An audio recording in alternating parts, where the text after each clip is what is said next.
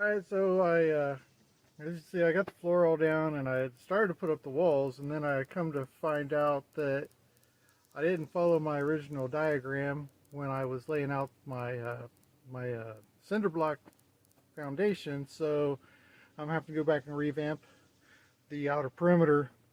Basically, the way I'd originally had it set up was that the cinder blocks would be setting outside of the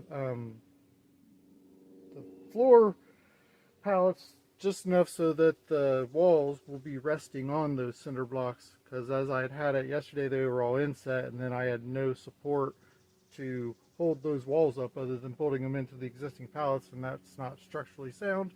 So I've had to go back and pull all of the perimeter cinder blocks out sufficient enough, like what, maybe 5 to 6 inches all the way around, to allow for the pallets to set on them.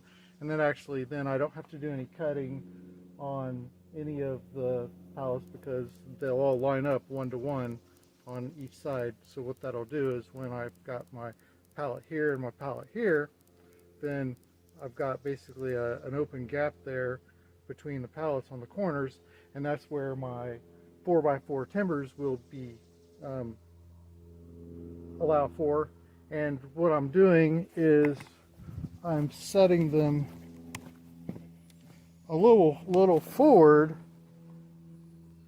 so that the post can go down in here, and then I'm going to concrete that in. I'm going to mix up some concrete, and so the post will be here, and actually I guess it'll be here on the edge, but that'll be there so that it'll allow for the timber to be there as the overall structure support for each wall to mount into. And I've got this side and the back row done. I still have to now dig out these 5 here and pull them forward to allow for the pallets to rest on them, and then I should be ready to start putting up my walls. Still got that one back there I gotta just bring out. You can see I've already dug, so I just gotta bring it out, and then I should be good to go.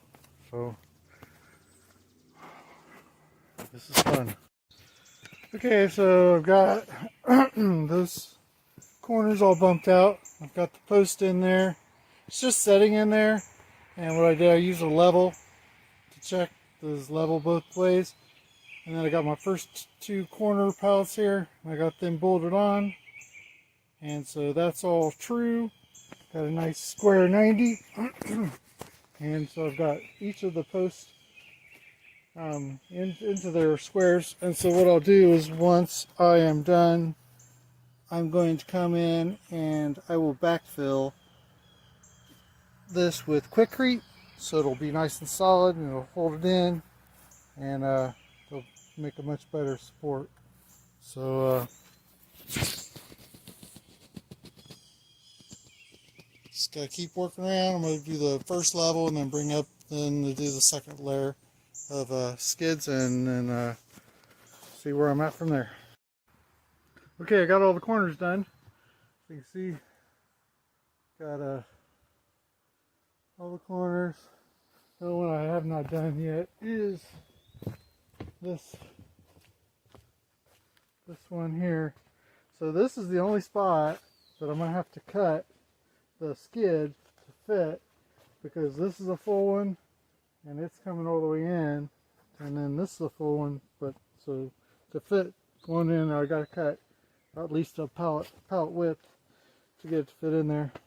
But this is on a non-load bearing wall, so it's not going to really matter.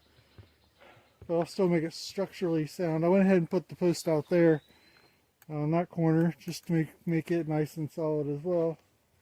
But so I used the ruler or level to make sure these were both level both ways, and I got that all the way around.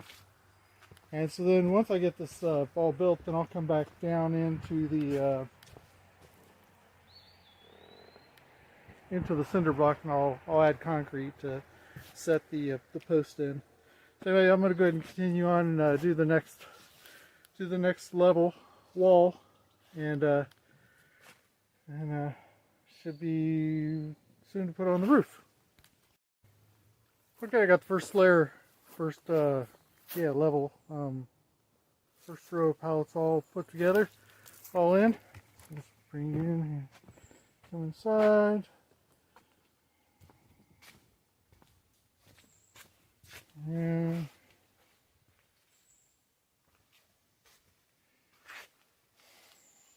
got them all secured into each other. Of course, there's where my doors are going to be.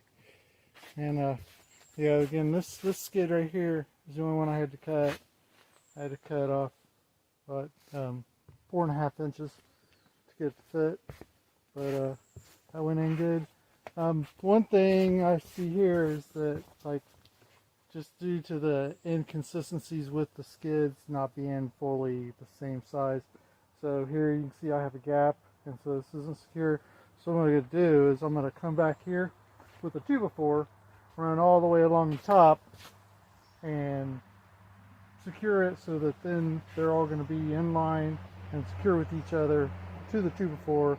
So then when I put the next row on, they can also bolt down into that 2x4, so it'll be a mid-level support that'll go all along. And I think I'll do that on both the side walls and the front and back walls, just so it'll be overall more secure. It'll definitely strengthen it quite a bit. But overall, it's got some pretty good rigidity, pretty rigid. So I'm overall pretty happy with it. So I'm gonna take a break for lunch and get back to it.